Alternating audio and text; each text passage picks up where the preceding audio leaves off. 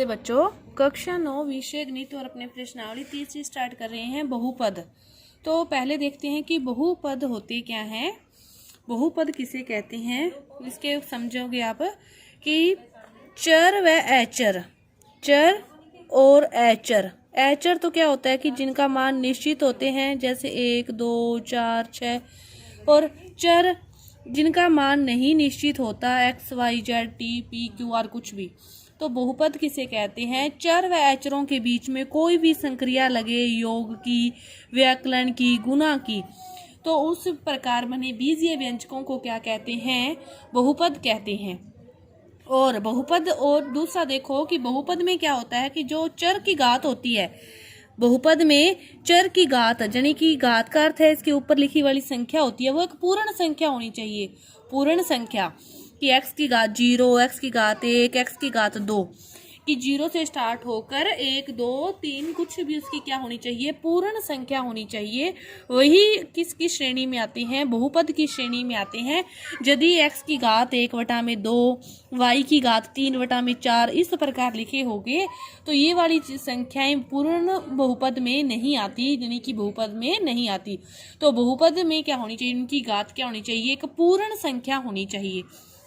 अब देखो पहला क्वेश्चन क्या दे रखा है आपको कि निम्न में से कौन से बहुपद हैं, ये आपको देखना है। तो आपको जैसे पहला क्वेश्चन देखो क्या दे रखा है कि 3x² - 5x + 13। तो आप क्या देखो कि चर की घात देखो, यहाँ पे x की घात देखो कितनी है? 1 है। यहाँ पे x की घात देखो कितनी है? 2 है। तो x की घात 1 व 2 पूर्ण संख्या है।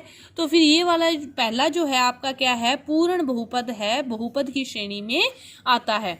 दूसरा क्वेश्चन देखो, दूसरे में y की घात कितनी है? 2 है, प्लस 2√3 है। 3 मतलब संख्या है, 3 की घात 1/2 है, लेकिन अपने को तो चर की घात देखनी है। तो चर y है और y की घात 2 है, और 2 क्या है? एक पूर्ण संख्या है।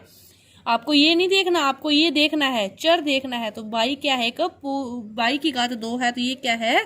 पूर्ण संख्या है। तो ये क्या है? बहुपद है। अब देखो तीसरा, यहाँ पे तो y की घात 1 है, लेकिन यहाँ पे y की घात क्या है? 1/3 है। तो y की घात 1/3 है, तो फिर यह बहुपद नहीं है। 1/3 पूर्ण संख्या नहीं है।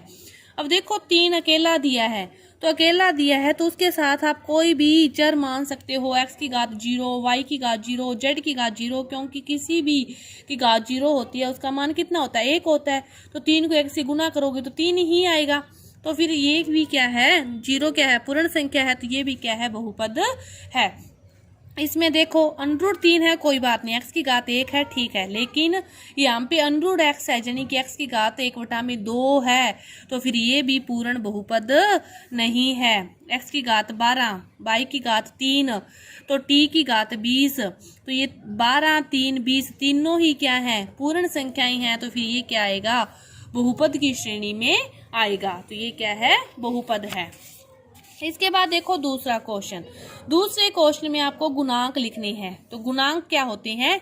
जैसे x² का गुणांक पूछा है ना, तो x² के साथ लिखी हुई संख्या उसका क्या होती है? गुणांक होती है।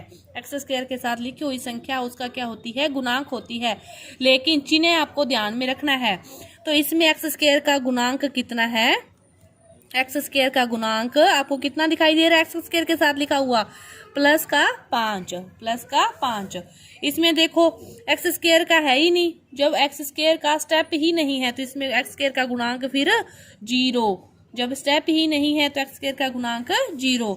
इसमें देखो, इसमें भी x की घात 1 है, x की घात 2 तो है ही नहीं, तो इसमें भी x² का गुणांक 0।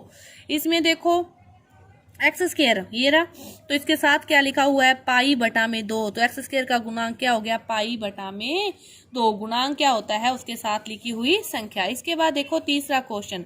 तीसरा क्वेश्चन क्या कह रहा है कि 45 घात के द्विपद का उदाहरण लिखो। घात कितनी होनी चाहिए? 45, यानी कि x की घात 45, प्लस में आप कुछ भी लिख सकते हो 2x, ये भी 2 पद हो गए। एक तो x की घात 45 + 5, ये भी द्विपद है। बहुत सारे उदाहरण हो सकते हैं कि 3x की घात 45 + 4, 6x की घात 45 प्लस 7x, कुछ भी आप लिख सकते हो XYZ, लेकिन x की घात कितनी होनी चाहिए 45, और वो क्या होना चाहिए, द्विपद होना चाहिए कि दो पदों में होना चाहिए। इसके बाद देखो चौथा क्वेश्चन कि 120 घात के एक पदी का उदाहरण लिखना है कि x की घात कितनी होनी चाहिए 120, x की घात कितनी होनी चाहिए 120, और एक पद होना चाहिए, बस ये भी तो एक ही पद है ना। दूसरा देखो 6x की घात 120, साथ में कुछ भी लगा दो, जैसे 9x की घात 120, 2x की घात 120, भी साथ में कुछ भी लगाते रहो, लेकिन x की घात 120 और पद कितना होना चाहिए, एक ही होना चाहिए।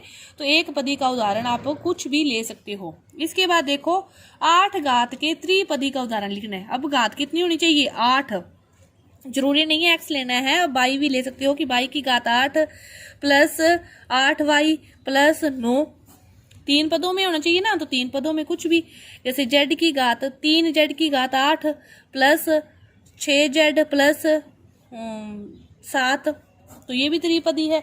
तो आप कोई भी उदाहरण ले सकते हो, बस घात का ध्यान रखना है, और पदों का जैसे द्विपद है तो 2 होने चाहिए, एक पद है तो 1, त्रिपद है तो 3 पदों में वह होना चाहिए। तो इस प्रकार ये आपका क्वेश्चन था तीसरा। इसके बाद तीसरा, चौथा, पांचवा हो गया। इसके बाद देखो छठा क्वेश्चन देखते हैं। छठा क्वेश्चन क्या कहता है कि तीसरे, चौथे, पांचवें में अपने जो उदाहरण कर लिए उसके अलावा आप सोच समझ के उनके और उदाहरण भी लिखने का प्रयास करो, तो आप आसानी से लिख सकते हो। उन उदाहरणों को छोड़ के कोई और उदाहरण लिख सकते हो और अभ्यास कर सकते हो।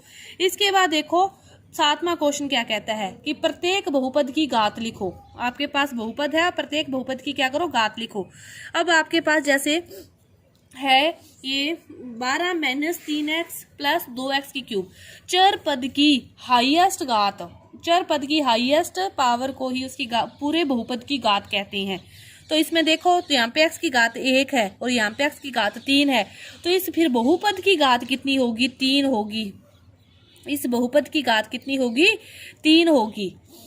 इसी बहुपद की घात कितनी होगी, 3। चर पद की हाईएस्ट घात को ही उसको एक बहुपद की घात कहते हैं। इसमें देखो 5y माइनस √ 2, आपको क्या देखना है, चर देखना है। चर क्या है, y है, और y की घात इसमें 1 ही है, एक ही जगह है, और है भी कितनी, 1, तो इस बहुपद की घात भी फिर कितनी होगी, 1 होगी।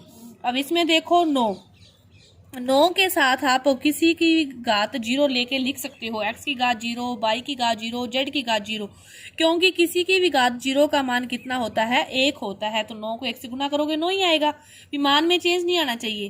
तो फिर इसमें बहुपद की घात कितनी है, 0।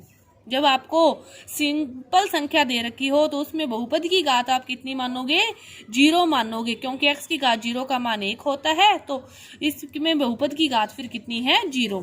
अब इसको देखो 3 + 4t², तो इसमें चर क्या है, t है, और t की घात कितनी है, 2, तो इस फिर पूरे बहुपद की घात भी कितनी है, 2। इस पूरे बहुपद की घात भी 2।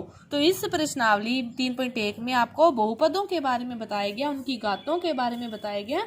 तो आपकी ये प्रश्नावली थी जो 3.1 पूरी हुई। धन्यवाद।